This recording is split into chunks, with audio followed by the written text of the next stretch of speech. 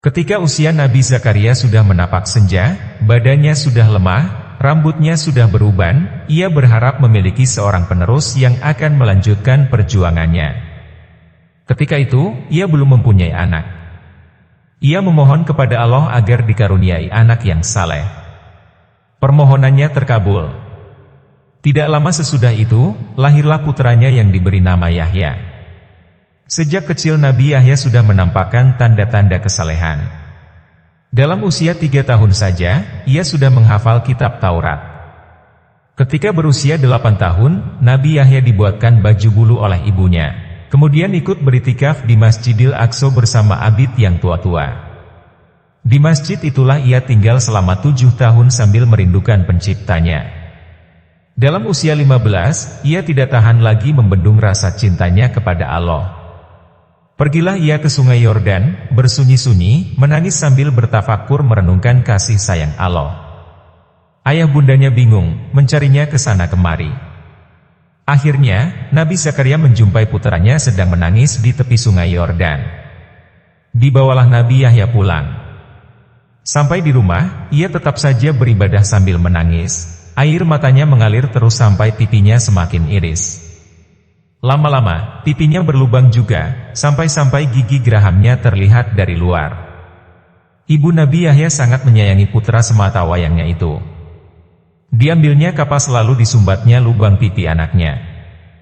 Tetapi sia-sia belaka. Waktu itu Nabi Zakaria berdoa, "Ya Allah, hamba mohon anak yang soleh, tetapi Engkau berikan anak yang jago menangis."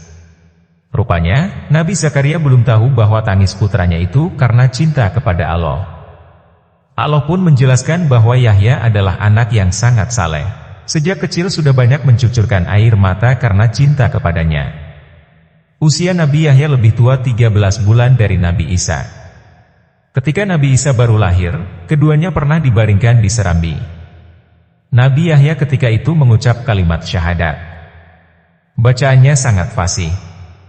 Orang yang kebetulan mendengarnya merasa kaget, karena ternyata ia tidak melihat seorang pun selain 2 anak kecil itu. Waktu keduanya sudah remaja, sedang berjalan-jalan di suatu tempat, mereka pernah menjumpai seekor hewan yang hendak beranak, tetapi anaknya tidak bisa keluar. Hewan itu tampak lelah sekali menahan sakit.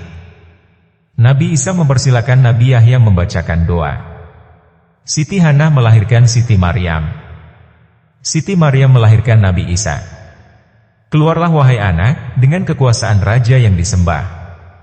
Setelah Nabi Yahya membaca doa itu, hewan tersebut langsung melahirkan anaknya dengan lancar. Saat usia Nabi Yahya cukup matang untuk menikah, ia bermaksud mempersunting seorang gadis yang sangat cantik di kampungnya. Keduanya saling mencintai. Akan tetapi, ibu si gadis sangat mata duitan. Melihat Nabi Yahya yang sangat zuhud lagi waro, tidak berduit, ia tidak setuju bila anak gadisnya dinikahi Nabi Yahya. Dia membujuk anaknya, katanya, "Anakku, kalau kamu mencari jodoh, pilihlah orang yang bisa membahagiakanmu di dunia ini. Kalau kamu memilih Yahya, dia itu orang miskin. Kesukaannya hanya menangis saja. Kita tidak akan bisa bahagia dengan menangis. Kalau mau bahagia, cari orang yang beruang atau berpangkat. Kamu cantik. Kecantikan itu jangan kamu sia-siakan. Kalau kamu dilihat oleh raja, raja saja pasti cinta padamu. Kalau dia sudah cinta padamu, dan dia mengajak kamu kawin, kamu harus membuatkan dia syarat. Syaratnya adalah supaya dia melamarmu dengan kepala Yahya. Kalau tidak demikian, kamu jangan mau, biar si Yahya itu mati." Rupanya, perkataan sang ibu diterima begitu saja oleh gadis mata dunia itu. Ketika raja sedang mengadakan rapat dinas, gadis itu lewat. Raja yang masih muda itu memandangnya, hatinya kepincut. Ia menyuruh salah seorang pengawalnya untuk memanggil si gadis. Kemudian raja menanyakan asal-usulnya. Raja itu sudah tergoda betul, dia langsung meminangnya. Akan tetapi, si gadis membuat syarat bahwa dia harus dilamar dengan kepala Yahya, bila tidak, dia menolak pinangan raja. Mengingat persahabatannya dengan Nabi Yahya sangat akrab, mula-mula raja tidak sampai hati membunuh Nabi Yahya. Akan tetapi, karena jalan untuk mendapat wanita yang dicintainya hanya itu saja, lupalah ia akan sahabat dekat, lupalah ia bahwa Nabi Yahya adalah Rasul. Seorang Al-Gojo pun disuruh olehnya untuk membawa kepala Nabi Yahya. Betul, Nabi Yahya berhasil dibunuh, juga betul raja itu dapat memperistri gadis tersebut. Dan keduanya memang bahagia, tetapi sebentar saja. Karena setiap orang yang telah mengorbankan orang lain, mesti menerima balasan. Tidak di dunia, ya, di akhirat. Sementara itu, setelah disembelih, darah Nabi Yahya terus saja mendidih. Tak lama kemudian, daerah kekuasaan Raja Bani Israel yang telah membunuh Nabi Yahya itu gempar oleh ancaman musuh yang datang membawa angkatan perang yang sangat besar untuk menggempurnya. Raja Bani Israel mencoba bertahan. Angkatan bersenjatanya dia persiapkan sekuat mungkin.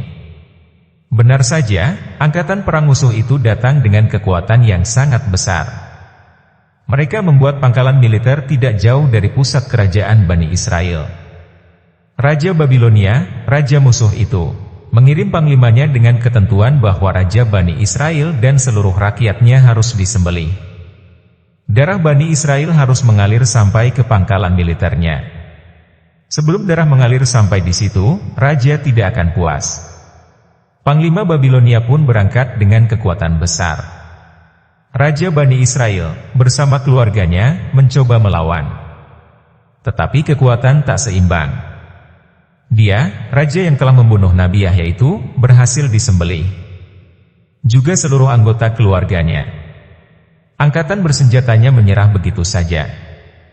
Panglima Babilonia melihat darah yang masih mendidih. Dia bertanya, darah apa yang mendidih ini?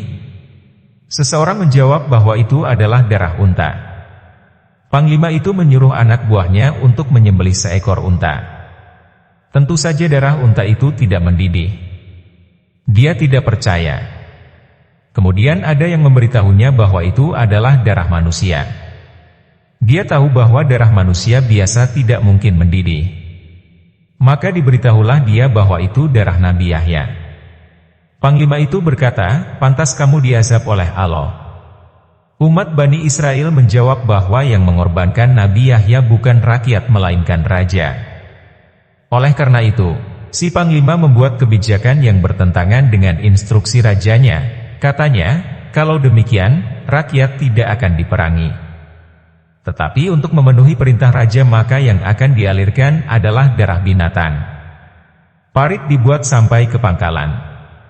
Binatang-binatang disembelih, darahnya mengalir sampai pangkalan militer raja. Raja percaya bahwa umat Bani Israel sudah tumpah semuanya. Sementara raja dan semua tentaranya pulang, rakyat Bani Israel tobat kepada Allah.